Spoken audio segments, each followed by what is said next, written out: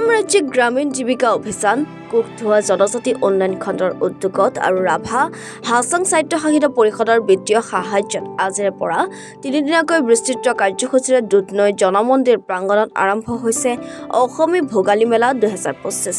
অসমী ভোগালী মেলা 2025ৰ আনুষ্ঠানিকভাৱে শুভ উদ্বোধন কৰে ৰাভা হাছং স্বায়ত্তশাসিত পৰিষদৰ মুখ্য কাৰ্যবাহী পৰিষদৰ টংকেশ্বৰ ৰাভাই। উদ্বোধনী অনুষ্ঠানত ৰাভা শিল্পীসকলে ৰাভা নৃত্য পৰিৱেশন কৰে। উল্লেখযোগ্য যে অসম ৰাজ্যিক গ্ৰামীণ জীৱিকা অভিযান কুকধোৱা জনজাতি উন্নয়ন খণ্ডৰ অধীনস্থ ডলফিন, জুপিটাৰ, পপুলাৰ আৰু ৰেঙনি মণ্ডল পৰ্যায়ৰ সংগঠনৰ অন্তৰ্গত আত্মসহায়ক গোটসমূহৰ জৰিয়তে বিভিন্ন থলুৱা খাদ্য আৰু সা-সামগ্ৰীৰ ৩৬টা বিপণী খোলা হৈছে। বিশেষকৈ মহিলাসকলৰ সবলীকৰণ আৰু গ্ৰাম্য অৰ্থনীতি টনকিয়াল কৰি সমাজখনক শক্তিশালী কৰাৰ উদ্দেশ্য লৈ এই ভোগালী মেলাৰ আয়োজন কৰা হৈছে। ভোগালী মেলাথলীত আজিৰ দিনটোত পুৱাৰে পৰা সন্ধিয়ালৈ লোকে লোকাৰণ্য হৈ পৰে। ইপিনে বিয়লি আত্মসহায়ক গোটৰ সদস্যসকলৰ মাজত দলীয় ৰছী টনা, টেকেলি ভঙা আৰু আত্মসহায়ক গোটৰ সদস্যৰ ল'ৰা-ছোৱালীৰ মাজত ভেকুলী জপিওৱা দৌৰ প্ৰতিযোগিতা অনুষ্ঠিত কৰা হয়।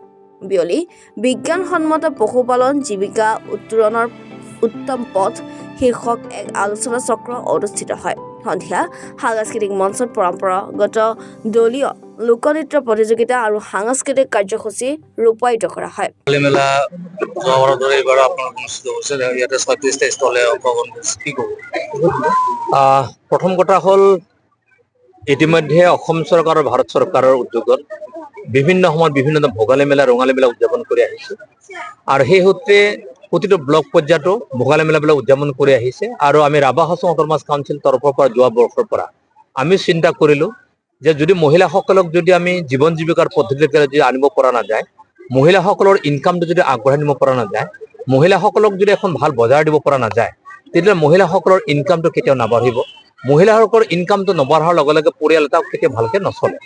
আৰু তেনে দৃষ্টিভংগী আগত ৰাখি যোৱা বছৰৰ পৰা আমি যিমান অসম ৰাজ্যিক গ্ৰামীণ জীৱিকা যি অভিযান আছে, সেই অভিযানক আমি প্ৰতিটো ব্লক পৰ্যায়ত একোখনকৈ আমি ভোগালী মেলাৰ আয়োজন কৰিলো। আৰু সেই সূত্ৰে আজি কুকধোৱা জনজাতি খণ্ড উন্নয়নৰ কাৰ্যালয়ৰ উদ্যোগত আজি এই অনুষ্ঠানটো আয়োজন কৰিছো।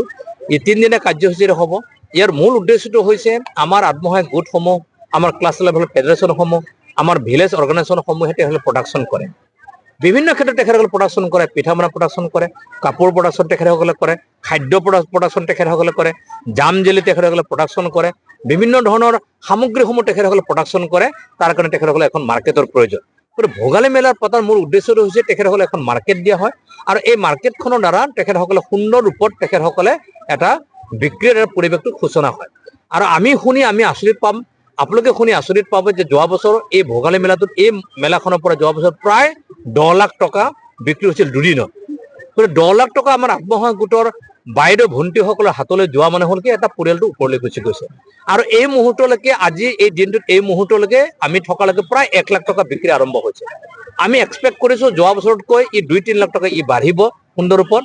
আৰু আমাৰ যি SHGৰ যিসকল মহিলা আছে তেখেতসকললৈকে জীৱন জীৱিকাৰ প্ৰক্ৰিয়াটো আৰম্ভ হ'ব, সুন্দৰ পৰিৱেশৰ সৃষ্টি হ'ব আৰু গ্ৰাম্য অৰ্থনীতিটো আগবঢ়াই নিয়াৰ ক্ষেত্ৰত সুবিধাটো হ'ব।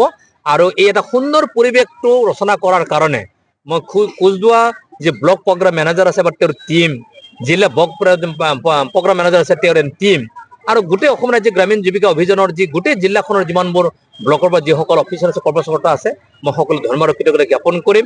আৰু এনেধৰণৰ এটা অনুষ্ঠান গঢ়ি তোলাৰ কাৰণে কাউন্সিলৰ গোটেই টীমটোৱে যি সহায় সহযোগিতা কৰিছে তাৰ কাৰণে বহুত বহুত ধন্যবাদ আৰু কৃতজ্ঞতা মই জ্ঞাপন কৰিছো। আৰু মই আশা প্ৰকাশ কৰিম আপোনালোকৰ যোগেদি সকলোৱে আহক, ভোগালী মেলাখন চাওক আৰু আমাৰ আত্মসহায়ক গোটৰ আই ভনীসকলক মৰম স্নেহ দিয়ক, সাহস দিয়ক, প্ৰেৰণা দিয়ক আৰু গ্ৰাম্য অৰ্থনীতি আগবঢ়াই নিয়াৰ ক্ষেত্ৰত সহায় সহযোগিতা আগবঢ়াওক।